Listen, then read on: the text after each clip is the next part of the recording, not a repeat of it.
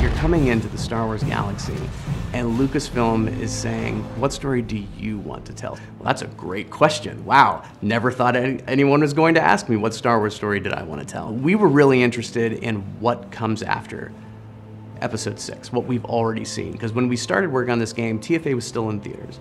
And so we had this gap of about 30 years, and we wanted to see where that was going to go and how the galaxy was going to change after Return of the Jedi. We were looking for something that would allow us to step into the Star Wars galaxy in a brand new way and kind of look at it from an angle that we had not experienced before. Seeing the Galactic Civil War from the vantage point of a stormtrooper. There are people in the Empire who were born into it, who grew up believing in its propaganda and actually thinking that this is a force for good in the galaxy, a force that's bringing order to chaos after the Clone War. Coming in where we do in the saga, right at the end of Jedi, as the Death Star is being destroyed.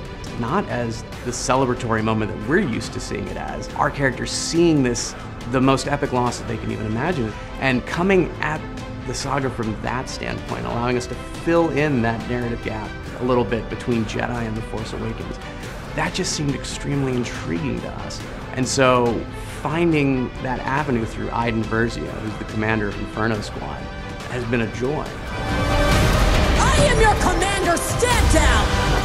Having access to all of the different weapons and gadgets and abilities and vehicles. What we discovered is that the Galactic Empire is very rigid and controlled. As we worked with Lucasfilm, we learned that if you're a TIE pilot, you're a TIE pilot. You're not going to be out on the ground with a blaster rifle in your hand storming the field with stormtroopers. That is the job you will always do until you die. So working with Lucasfilm, we created this concept of Inferno being this elite unit. And so they understood the player fantasy of Battlefront. It was about versatility. It's about somebody who can be a pilot in the skies and a trooper on the ground and know how to drive an AT-AT, know how to drive an AT-ST. They could be interchangeable in missions and do things that other units wouldn't necessarily be able to.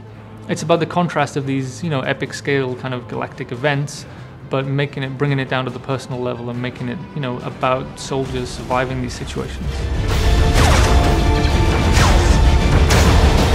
Expecting special forces. That's the point, Sergeant.